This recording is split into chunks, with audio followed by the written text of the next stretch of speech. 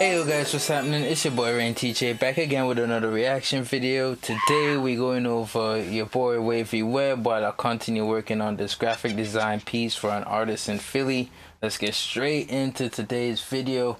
I'm gonna just be listening, but I'm gonna be paying attention. Hear stories of but just listening. Perpetrating scams and participating in fraud. While exposing these delinquent creators makes for great online drama chatter, very rarely do bad actors face legal punishment for their misdeeds. However, there does exist a small motley crew of YouTubers that have participated in fraud so severe that they actually received criminal charges, some of them landing behind bars. From an influencer accused of defrauding fans with a get-rich-quick scheme, to an automotive content creator caught scamming retired people, to a married couple faking dangerous car accidents for views, these are the YouTube fraudsters. A brief message from today's sponsor, Grammarly Go. It's time to improve your writing game with Grammarly Go. Grammarly Go is an AI service that offers generative personalized assistance and prompts to help refine your writing. And as someone who writes for a living, I can't recommend it enough. Here you can see I used Grammarly's AI to rephrase an introduction that I wrote for this very advertisement. I prompted the AI to rewrite my original manuscript in a more succinct and engaging style. And bam! In a matter of seconds, Grammarly Go cooks up a more compelling, attention-grabbing intro. And Grammarly Go can help you with more than just style and rewrites. You can use it to generate entire write-ups from scratch. Here I asked Grammarly Go to invite friends to a party in a casual and engaging tone, and it turns out the invite in seconds. Imagine the time you could save with this. Here's another use case. Say you were struggling to come up with a name for a true crime user, actually programmed to optimize what you can do with Grammarly. Alright, move through that. /wavy and get 20% off Grammarly. Here we go, yeah. This story involves a YouTuber known for flexing his significant wealth in YouTube music videos and vlogs. The question by most of his fan base, though, was, where did the money come from? In 2016, a man named Bill Omar Carrasquillo would create a YouTube channel called Omi and a Hellcat. The man's YouTube moniker being derived from the Dodge Hellcat, which was his preferred vehicle, and cars and flexing would be a keystone element to his YouTube persona. Omi's YouTube channel consisted of vlog-style content centering on his apparently lavish lifestyle. I'm getting rid of a Rebel and keeping it at 150. And then I want to get a Cummins 350 to pull, like, if I get a boat this year, I'll pull my boat, my jet skis. I will be getting a waterfront property this year.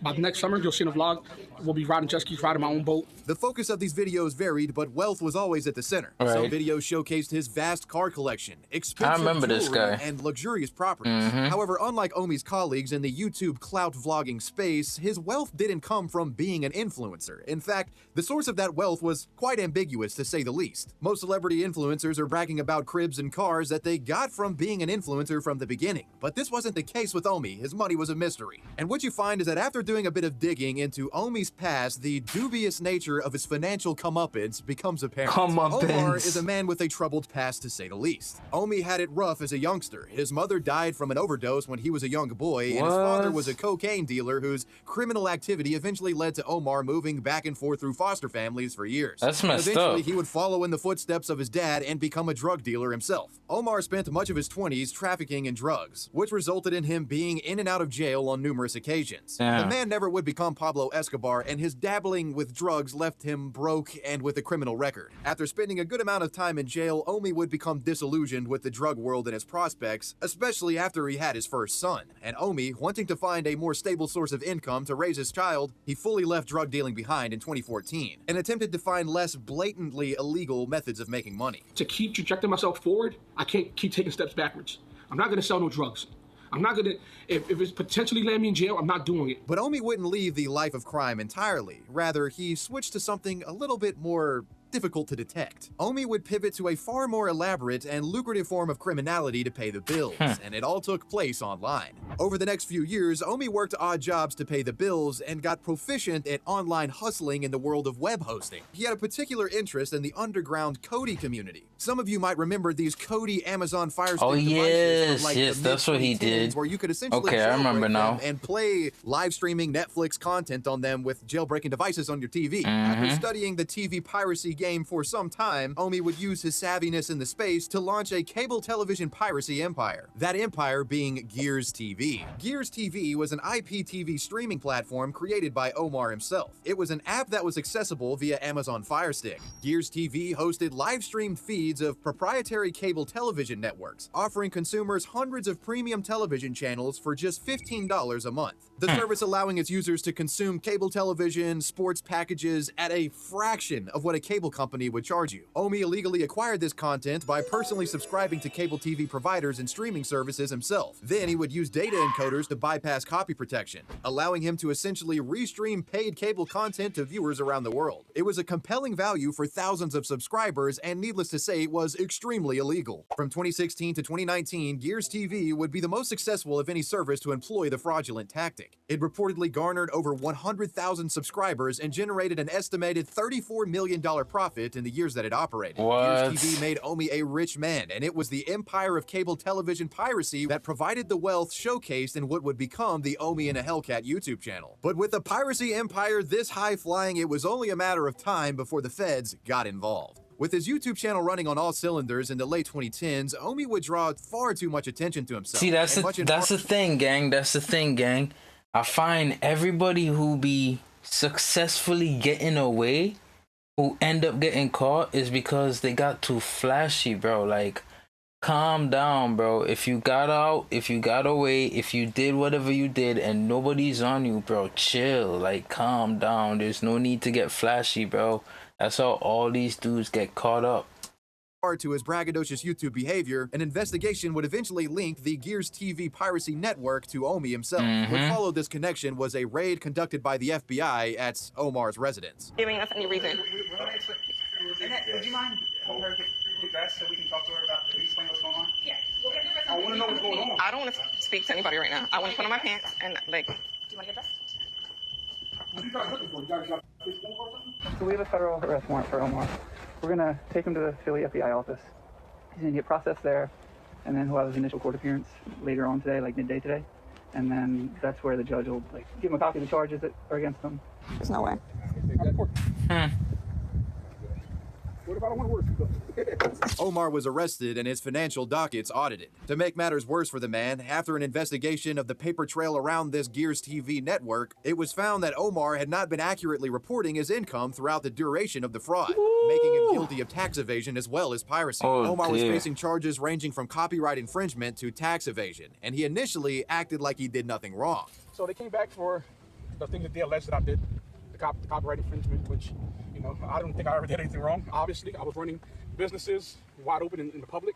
So now we just got to see. Omar Come on, bro. You know what I was. His actions were akin to watching movies with a group of friends at a party. Yeah, because, you know, showing live stream feeds. You know exactly what you did, bro. 100,000 people is totally the same as that, right? Needless to say, Omi was coping hard. It's unclear if Omar was genuinely under this impression or if he was intentionally trying to not admit guilt in order to avoid harsh prosecution. After all, the man was facing up to 500 years in prison after each of the individual copyright infringement charges had been compiled together on an individual basis. What? Well, I'd be playing dumb too in this case. However, later on in the process of this case, Omar would eventually state that he had a realization that his actions were wrong after viewing a documentary about Pixar Studios. Apparently, this documentary making him realize that piracy affected the small guys behind these massive studios. After being formally arrested in September of 2021, Omar would plead guilty to his charges, and his trial would conclude in March of 2023. Yeah, okay, Omi the Omar. Hellcat was ultimately sentenced to serve 5.5 years in federal prison, on top of paying back $30 million worth of assets that he had pocketed,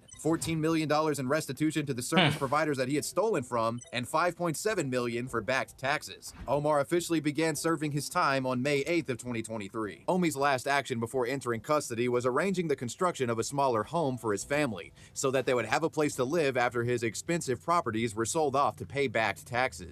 The Omi and a Hellcat channel still exists to this day and sits at over 800,000 subscribers. Omi has a dedicated fan base that likely will stick around to see what he's up to after his prison stint. Hopefully, he focuses more time on building his YouTube empire and stays away from the cable television piracy game. Hopefully, this next right? story involves an influencer accused of doing one of the scummiest things imaginable. Oh, we as got a more? social media star. Gang, I didn't realize we got more. How many more we got? How many clips? We got this one, that one. It looked like 3 more after this one. All right, gang, yeah, let's get into it. Scamming your own fans out of money. Kayla Masa was an Instagram personality and YouTuber that posted vlog and lifestyle content detailing their day-to-day life. You know, your run-of-the-mill modern influencer shit. Right. Selfies, storytime videos, flexing, you know the drill. And you might be asking, well, what makes Kayla Masa special in the world of social media frauds? Well, it all has to do with a bizarre series of posts in which the influencer offers money-making opportunities to her fans. In the midst of Kayla's routine content, one would find images of the woman holding large stacks of money and videos of the woman showcasing herself receiving massive withdrawals of cash from ATMs. Writing accompanying said content would urge fans to send her a text message if they wanted to make money like this themselves. One post read, "If you're from South Jersey, have a bank account, and trying to make some quick, easy money, direct message me." Upon posting these sort of mysterious call to arms for the fans to make money, some would, of course, message the woman. In messages, Kayla would then coerce the more trusting of her fans to give over their bank account details. With the promise that if they gave her their banking account informations, don't worry about the details, we'll get you some money. Now, most of you are like, who the f would actually do this? And many who got to this point in the text message interaction were like, "Get, I'm out of here." But as we all know, you know, some on social media aren't the brightest bunch. Some aren't. You're right. Keep entertaining Kayla's sketchy requests. You're right. Sadly, those who engaged with Kayla never learned any infinite money ATM glitches. Rather, they found themselves screwed by an influencer that they looked up to. Reports say that Kayla Masa was involved in a criminal operation consisting of numerous individuals who were orchestrating an intricate banking scam. This is how it worked. Authorities say that some of those involved in this scam worked at auto-related businesses in the New Jersey area, such as Factory Tune Auto Repairs, Joel's Auto Technology, Goody's Automotive, as well as a handful of Nissan dealership locations. It's alleged that through these connections, Kayla was able to get access to blank checks and money orders with the names of these businesses on them. Kayla, using her social media, would then trick her fans to hand over their banking information under the premise of a get-rich-quick scheme. Authorities claim that the woman would then forge a check from one of these auto businesses, issue the check to one of her fan bank accounts, then immediately withdraw these stolen funds from the fan bank account, her and the criminal group around her pocketing all of the proceeds. She profits, the business loses, and it appears as if one of her fans were responsible for the theft. You gotta admit, it's a pretty intricate yet brazenly stupid scheme. By the time that the businesses would catch wind and cancel the bad checks, Kayla would have already had the money withdrawn. It's been reported that some of the fans who got tricked were made to owe upwards of $1,000 thanks to the scam. Once these duped followers realized what had happened, they found themselves blocked by Kayla on social media. It's said that at the height of their banking scheme, Kayla and her motley crew of social media swindlers had taken up to $1.5 million from businesses and fans collectively. Eventually, though, as Kayla continued to push these scam bait posts on her main social media account, it would only be a matter of time before defrauded fans and businesses would report the woman and her apparent criminal syndicate to authorities. Following reports made by fans and businesses, authorities soon reached out to the names written on these phony checks, leading to the whole operation being uncovered. The evidence against Kayla was substantial, from direct messages exchanged with victims to bank accounts and United States Postal Service records of the money order transactions. And there was also the fact that Kayla suddenly became extremely wealthy, with the woman flexing and showcasing expensive items in her influencer content. Where did that come from, I wonder? Kayla Masa was arrested in February of 2020, and her criminal case is still pending. She's facing fraud charges for the $1.5 million allegedly stolen. And it's likely that she won't be the only individual legally wrapped up, as there were many accomplices in this operation.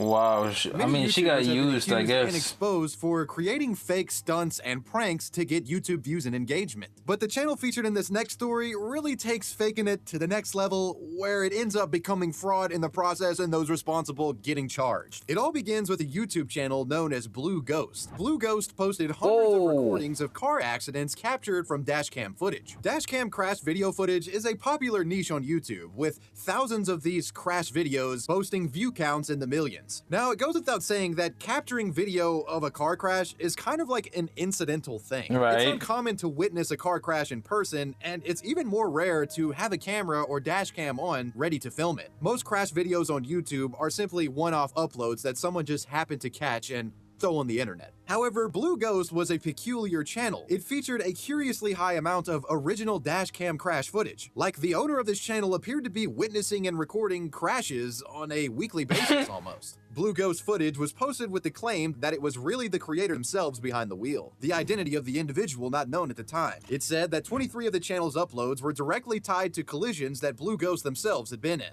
We're not going anywhere near mommy's work. Oh, Jesus Christ, baby. Fresh cold water.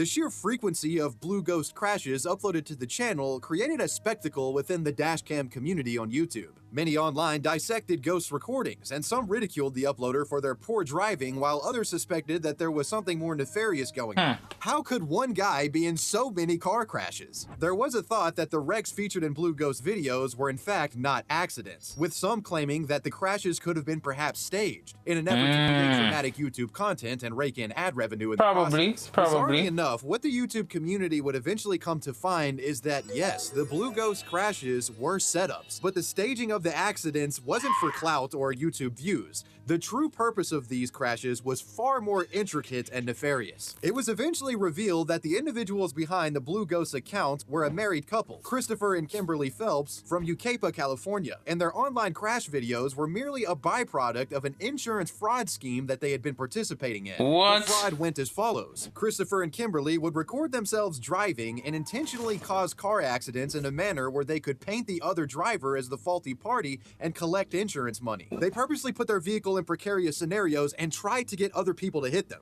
And they would use their footage as evidence against those who hit them, and they would also upload it to YouTube as well. The couple got away with their scheme for years until they eventually flew too close to the sun. In February of 2023, the couple would conduct yet another one of their stunts. While driving, Christopher stopped his vehicle in the middle of the road for seemingly no reason, resulting in him being rear-ended by a truck. The man would report the accident to police and went through the channels of defrauding insurance. However, after looking at the nature of the collision, police became suspicious of what had happened and suspected that Christopher may have intentionally caused the accident. Meanwhile, footage of this accident was soon posted to the Blue Ghost YouTube channel. A tip would lead to the sheriff's department discovering this vast back catalog of car crash content. A back catalog that they found extremely suspicious. An investigation That's how they got caught? Christopher was soon arrested and charged with 2 felonies. That's Assault with a deadly crazy. weapon and causing a crash for a false insurance claim. After the arrest, the Blue Ghost YouTube channel would be removed from the platform, and police were given copies of the videos to use as evidence. After looking into records and cross-referencing footage on the Blue Ghost channel, it was revealed that between the two, the couple had filed 17 false insurance claims since July of 2020. 42 videos on their channel were determined to be intentionally risky, and 23 captured collisions. To make matters worse, in some of the videos, the couple's child was present in the vehicle. The child was present in some of the videos, and the sheer scale of the fraud that was being committed resulted in Kimberly being arrested as well. Christopher was charged with an additional 32 felonies after police had performed a full investigation. 6 counts of assault with a deadly weapon, 11 counts of insurance fraud, and 5 counts of child endangerment. His wife Kimberly was separately charged with 3 felonies, 1 count of insurance fraud, and 2 counts of child endangerment. Each had bail set at $500,000, and to this day, the case is still being processed. Bro, some people is without saying crazy, that the bro. behavior showcased by Kimberly and Christopher is extremely disturbing. Not only was this a scam that was attempting to fleece innocent drivers out of money, it's actually miraculous that there wasn't a serious injury in the dozens of crashes that they intentionally caused. Right. According to a press release published in May of 2023, both Christopher and Kimberly have been convicted of their crimes. Christopher was sentenced to serve 3 years in state prison. His wife Kimberly was sentenced to serve 90 days in Weekend County Jail work release, 3 years of supervised probation, and a 52-week child abuse prevention Bro, they program. crazy, Fortunately, bro. hope that What? This couple's time in the clink will serve as a deterrent to potential future dangerous accident staging behavior. What? This next story involves a Again, you see, that's one of the reasons why I don't like going on the road, bro. Every time I go on the road, there's some craziness going down, right? And this right here gonna give me trauma, bro. Like, now I know it got people out there intentionally doing this for insurance fraud. Bro, what? Bro, these clowns will risk your life, bro. That's crazy, bro. Like, what kind of world is this, bro? YouTuber found guilty of defrauding people out of retirement money. What? In the mid-2010s, a YouTuber known as Gas Kings rose to popularity. If the name wasn't a giveaway already, the British creator focused on content exclusively surrounding vehicles. This channel was created and front-run by a man named Anthony Locke. The channel featured Anthony and his friends driving souped-up and modded vehicles. With high speeds and burning rubber being thematic backdrops to this channel, Anthony Locke and the Gas Kings collaborators would upload for many years and became legendary within the automotive space on YouTube, amassing a massive subscriber base of close to 700,000 subs. And this is in the mid-2010s, which is like really impressive for that time. However, unbeknownst to the public, behind the tuned-up automotive antics, Anthony had long been partaking in a far more scandalous and lucrative venture. A venture that would end up with aging retirees scammed, and Anthony in prison. Prior to the start of the Gas King's YouTube channel, Anthony and his business partner, Ray King, had created a website known as Successful Pensions. Their Successful Pensions website and service marketed itself as a means of withdrawing money from one's retirement fund without penalty before the age of 55. Anthony claimed that he could offer these pensioners a 50% upfront payout and that the remainder of their retirement funds would be invested into a business called Nature Eco Investments, where the money would accrue additional value as the stock price of this business rose. The premise of Nature Eco Investments was quoted as being planting trees, creating new forests with carbon sinks that absorb CO2, purchasing existing wild forests to protect them, and the wide range of biodiversity within them. So Anthony was offering a service where a pensioner, a retiree, would be like, hey, I need my money now, I can't wait till 55. He gives them 50% of their pension up front, as long as they put the other 50% in this business that no one really knows anything about and was just created recently. Seems a bit sus, right? Yes. Now, for many who are retired and going through a hard time, they can't wait till the age of 55, and a service like this is quite tantalizing to say the least. But the idea of offering someone their retirement money in advance is a classic scam. Pensions are created to only be tapped into after a person is of retirement age and incapable of working. In the United Kingdom, accessing a pension early results in the earner being penalized 55% in taxes of that money. Successful Pensions attempted to convince their victims that 55% problem by lying to gang. That is crazy. 55% of your money if you take it out early? No, bro. No, bro. We gotta pack up and go, bro. What? 55%.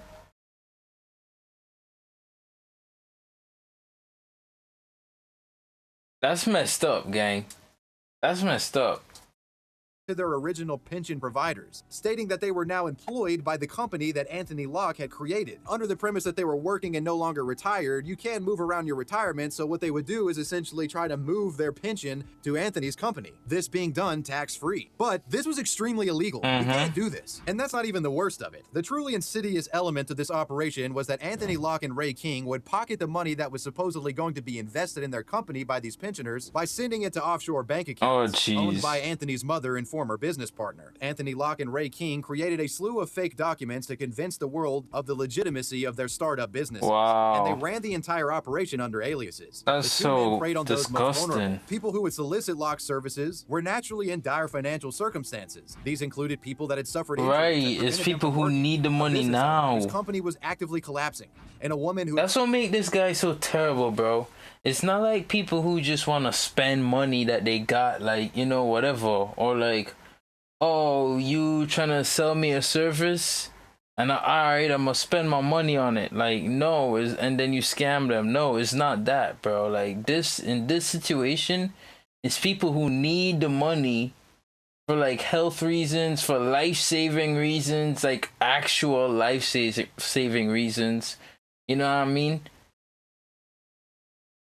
And then you scam them out of their money, bro. Like, people's grandparents and like, bro, what, bro? That's disgusting, bro. That's like low subhuman activities, bro. Like, that is scum behavior.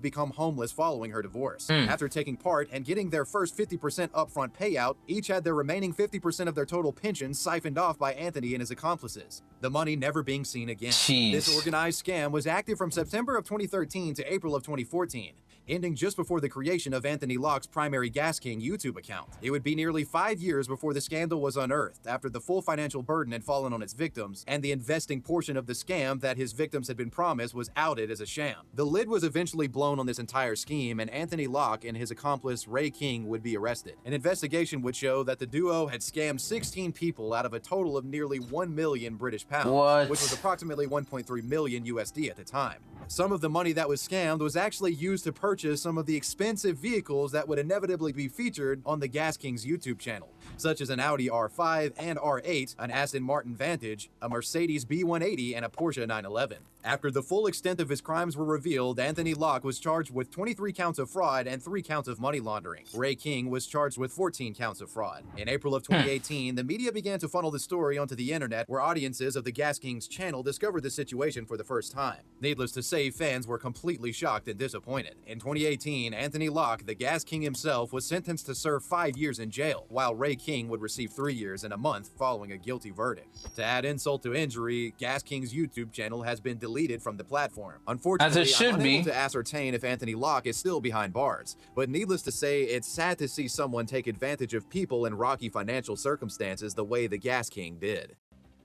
That's why they took down his channel, as it should be, because if it was up, he'd be making money off of videos made using props or content that was bought with the same stolen money that he's in jail for. So yeah, they should take his channel down. That's disgusting, bro. You gonna steal from 16 elderly people who looking to get their money and get the rest of their life figured out, bro. You disgusting, bro. Is a glimpse into the life of a man who just might be America's most notorious police impersonator. A man infamous for a video of him being caught red-handed going viral on YouTube. This is the story of Jeremy Dwit. Jeremy Dwit, born and raised in Central Florida, has been strangely obsessed with the idea of becoming a cop since childhood. And as a teenager, his attempts at appearing as if he was a cop would get him in legal trouble. In 1998, at the age of 17, Jeremy reportedly added police lights to his vehicle and attempted to get free gasoline while posing as a police officer. What? This incident was reported to actual police, resulting in Jeremy Dwit's first police impersonation charge. Jeremy would continue to impersonate police into adulthood. He was hit with related charges in both 2001 and 2003, and as a result, Jeremy received a felony conviction and was given jail time. Jeremy's sentence would be extended by 4 additional years after it was discovered that he had violated parole, and around this time, it was found that Jeremy had engaged in lewd acts with a minor. I know this guy. Naturally, this increased his time in jail, and he was made to register as a sex offender. Yeah, that's crazy. Finally, after getting out of jail as a result of these crimes, it appeared as if Jeremy Dwit was on the straight and I've seen some of his videos already. The man created his own business where he operated a private funeral procession service. This is where I know him from. Yo, that's crazy. That's his backstory. I love that Wavy Web be doing such, like, you know, dropping some gems, bro. Cause I know about this dude, but I didn't know all that. So that's what's up. Where him and his employees would guide funeral attendees and clear out traffic. He had employees too? To a person's burial site. This business would eventually become Metro State Special Services. At Metro State, Jeremy and his employees wore uniforms that bore an uncanny resemblance to that of policemen and vehicles that looked like official police cars. Right. I think you can see where this story is going. Jeremy's company's name, the police vehicles, the uniforms, it seemed like after getting out of jail for committing police impersonation, it seemed like the man was leaning back into his old habits. Right. Take, for example, the Metro State Company badge. This badge closely resembled the official design of the Los Angeles Police Department. The man's Metro State vehicles were black and white in color like a cop car, featuring Metro State symbolism on the side. His emblems fixed in a way where one might find the city and department name on a police cruiser. Metro State members wore gray, reflective, or dark blue uniforms. While these didn't match the brown and white shirts of Florida police specifically, it was undeniable that the Metro State dress code resembled the silhouette of real police. The disturbing reality of Jeremy's activities were that while he was actually operating a legit funeral procession service, in his extracurricular time, he was posing as a policeman and using his gear and vehicles to do this. And we know this because Jeremy actually recorded himself with the police body cam in the process. Bro, I remember this. How are you today? Jeremy has been detained multiple times. Bro, some people are just crazy, bro. Under the suspicion of him impersonating law enforcement. Get out of the way! Move your fuck! Get your fucking car out of the way now! This guy was causing so many problems for the local police that he was on a first-name basis with actual officers in town. Who is this guy? Oh, that's Jeremy right there? Oh, God, not him again. It's Jeremy. In one interaction with police, Jeremy would reveal to them that he filmed his activities with a body camera. This made them think that he was committing more police impersonation than they actually realized. This admission would result in a warrant being filed to get access to Jeremy's video content. This warrant was granted and painted a better picture of the true scope of Jeremy's police impersonation activities. Needless to say, this evidence would be used against Jeremy in the trials that he inevitably faced. Jeremy is crazy, bro. Footage was added to public court records. It was discovered by an independent journalist named Jay Horowitz. This individual would publish some of Jeremy's body cam footage to the Real World Police YouTube channel. Jeremy, who was nothing more than a local Florida oddity, would go viral after his footage was published to YouTube, making the man a pariah within the true crime and law enforcement communities online. Jeremy's embarrassing body cam footage made him into a living meme, and not the good kind of living meme. Jeremy claims that he was being treated unfairly by the public and was being stalked as a result of the viral body cam footage. In the wake of his living meme-hood, Jeremy would create his own YouTube channel to add to the discourse that had begun to break out online. But needless to say, few were willing to hear him out. On top of the police impersonation charges, it was found that Jeremy failed to re-register as a sex offender, so he got additional punishment for that as well. After all of Jeremy's wrongdoings had been tallied in court, the man was facing 85 years in prison, but he would never have to face this much time. Jeremy Dwit would ultimately accept a plea deal that reduced his sentence to 18 months, provided that he shut down Metro State and forgo firearms, security vehicles, and anything else such as uniforms that would aid him in impersonating law enforcement. The man was also forbidden from operating social media. Jeremy Dwit would serve his time and was released in August of 2022. However, after being released, the man began posting videos to his YouTube channel, Metro State, an act which violated the terms of his parole. Because of this, Jeremy was compelled to return to prison on the 30th of November. And as far as we know, Jeremy remains there to this day. Media attention surrounding Jeremy has died down in recent times, but a recent press release states that he was charged with insurance fraud in January of 2023, the charge apparently stemming from old dealings. If Jeremy is found guilty on these new insurance-related charges, the man could face upwards of 75 years in prison. If there's anything to be said about Jeremy Dwit, it's that old habits die hard, and even if this man does serve his time, I wouldn't be surprised if we saw him face-to-face with legal issues again. Easily one of the most infamous police impersonators in history, that was the story of Jeremy Dwit. And well, you've made it to the end. Let me know what you guys thought about this video down below in the comment section, and let me know who or what you want me to talk about next. I think Jeremy Dwit is crazy. He needs help. He seriously needs help, because you say he been doing this since he was, what, 17 or 19? That's crazy, bro. I didn't know all that. That's why we rock with Wavy Web, gang. That's why we rock with him. He be dropping some gems. So like I said in the beginning, if you're not subscribed, hit that subscribe. Drop a like. You know what I mean? You could do the same for me too if you like my drawings, if you like my artwork, anything like that. Any kind of support is greatly appreciated. I love it so much. I love y'all so much. Thank you for getting me this far. And we going even further. I got merch for sale. You could hit the product link down below. You could head over to my website. You could check it out. Support me that way. I got art over there as well, like prints and paintings, drawings. You know what I mean? You could hit me up for even commissions, like anything at all, gang. I'm ready. I'm with it. And let's go. Until then, have a good day, everyone. And I'm going to see y'all in the next one.